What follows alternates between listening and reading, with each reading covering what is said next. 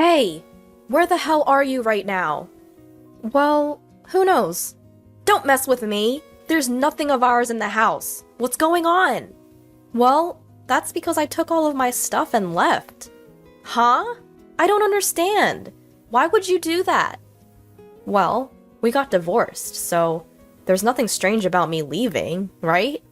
Huh? Divorced? I filed the divorce papers. What? My name is Claire, a 35-year-old high school student. Just kidding.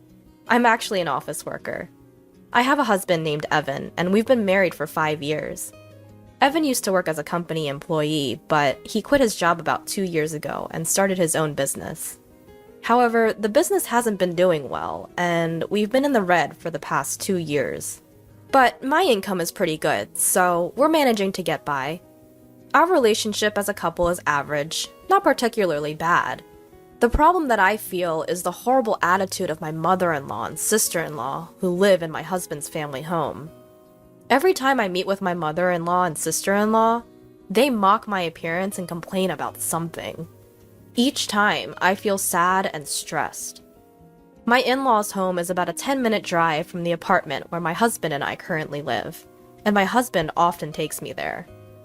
At the beginning of our marriage, I put up with going to my in-laws' house for my husband's sake.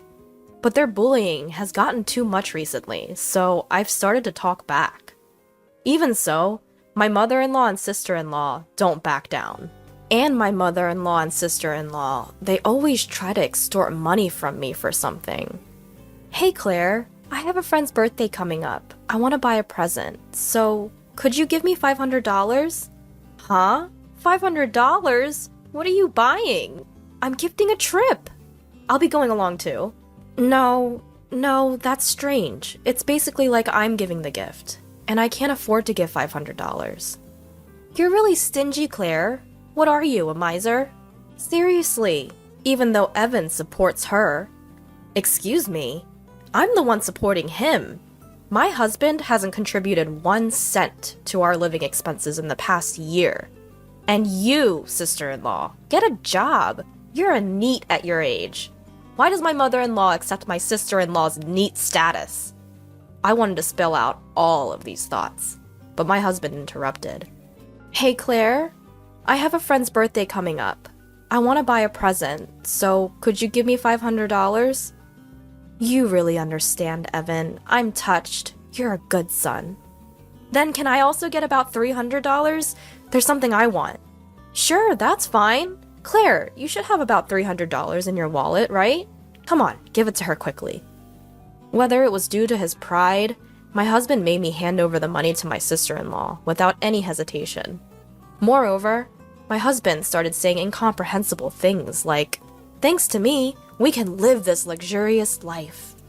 I can't keep up with my husband's recent actions. On the way home in the car, I pointed out to my husband, "Why do you put on such a show?" "I have my pride as the eldest son."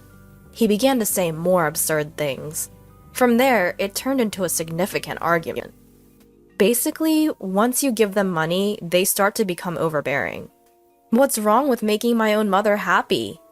We can't afford to live that luxuriously, you know? Do you understand? You're not contributing at all to our living expenses. So what? We got quite a bonus this summer. Don't rely on that. That money is for savings. Since then, my husband and I have completely fallen out and often fight. How can my husband act so arrogantly while still running a deficit? Why can't he stand not being in a position above me? His bad points started to stand out more and more. I thought there was no need for me to do things I disliked for such a guy. So when my husband recently said, "Hey, we're going to my mom's," I've replied, "Go by yourself." My husband started spouting some strange theory, saying, "What are you talking about? It's normal for the wife to come too."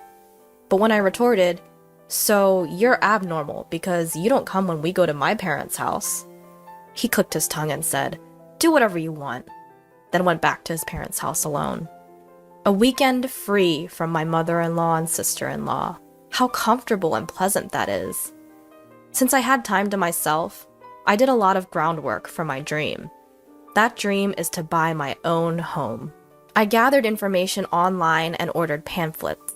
My dreams and hopes were expanding. I was excited just thinking about the new house. I want to furnish it with these kinds of items. While gathering information about furniture like sofas online, I imagined placing the furniture I chose with care in my new house over and over again. Doing such things, time flew by, and before I knew it, it was evening, and my husband had returned. Oh, welcome back. Huh? Oh, is he still angry?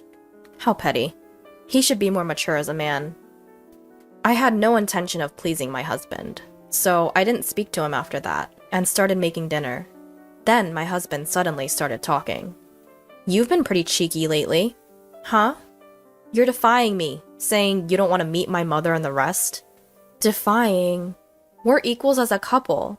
Plus, your mother and the others always pick on me, so I don't want to go to your parents' house anymore. That's what I'm saying is cheeky. Normally, wives listen to their husbands. If you say you can't do that, it's divorce. Huh? Divorce? Ha! Surprised? You don't want to be divorced by me, do you? But I'm seriously angry at you.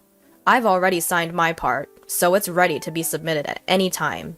I'll let it slide just this once. But if you defy me next time, it'll be an immediate divorce. Reflect on that. Saying that, my husband smirked and ordered, I'm going to take a bath. Hurry up and make dinner. Once I confirmed he was in the bath, I couldn't help but cheer. Yes! Now I can break up with that man anytime. I made dinner in high spirits. From then on, I worked hard to save money. I was almost ready to pay the down payment. It was hard to keep my excitement hidden, to stop my face from smiling, but in front of my husband, I did my best to keep calm. And finally, I bought a house under my own name.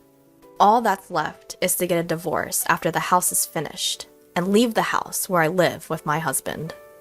I started packing my things, little by little, without my husband noticing, and sent them to my parents' house for the time being.